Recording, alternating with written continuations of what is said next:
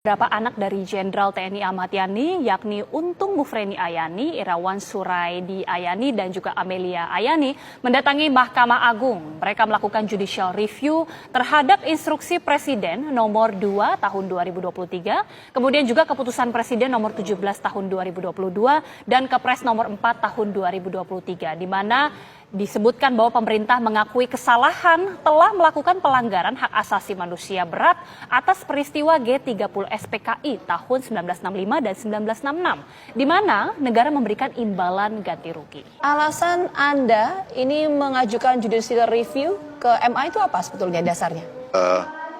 Ini sebetulnya siapa sih korbannya, kan gitu ya Mbak. Yang mulai siapa, pasti ada sebab dan akibatnya kan pasti kan. Nah ini kalau Kepres itu bilangnya pemerintah harus mau meminta maaf, terus ada santunan-santunan untuk anak-anak keturunan PKI, malah saya dengar itu ada 4 generasi yang akan ini. Kami ini sebetulnya korban ya.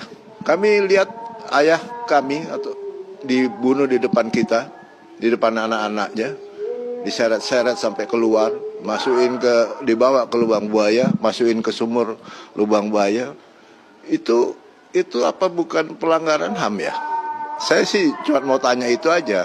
Nah terus jangan diputarbalikkanlah sejarah itu. Ya. Anak-anak keturunan PKI itu dia dia bisa masuk ke pemerintahan, dia bisa masuk ke kabinet, dia bisa masuk ke DPR, atau kemana saja, ya kami juga nggak pernah ribut kok.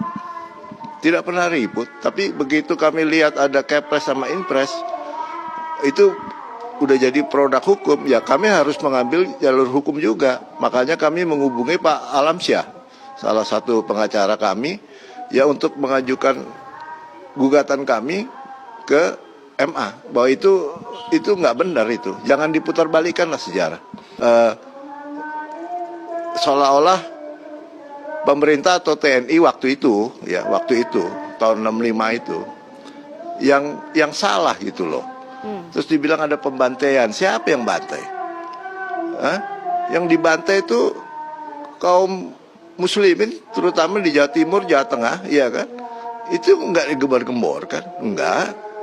Tapi PKI yang memang terjadi tahun 65 itu 6 jenderal, 2 perwira yang di Jogja, kemudian 1 perwira yang masih muda, Pierre Tendean, itu dieksekusi Mbak. Ada yang di rumah, ada yang di lubang buaya, sadis. Coba Mbak pikir aja lah, atau masyarakat yang lain pikir. Yang mana nih yang betul nih kan gitu.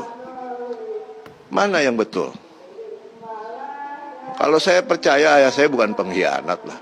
Dia cinta sekali dengan tanah airnya sehingga dia berkorban. Dia cinta sekali dengan TNI Angkatan Darat terutama. Dia berjuang dari mulai zaman kemerdekaan, menumpas pemberontakan. Ya, dia jalankan. Sampai terakhir dia harus menghadapi maut pada tanggal 1 Oktober.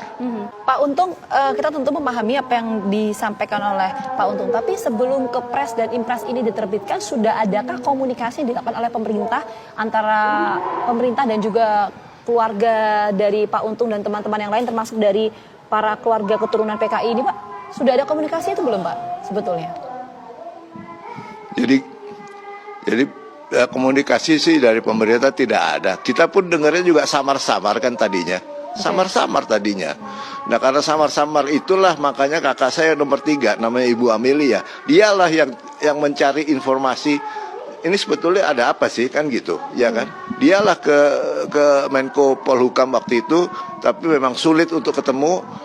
Kemudian dia ditemukan dengan yang namanya kalau nggak salah Pak Budi, seorang dari TNI Angkatan Darat, dia Brigjen. Hanya itu aja.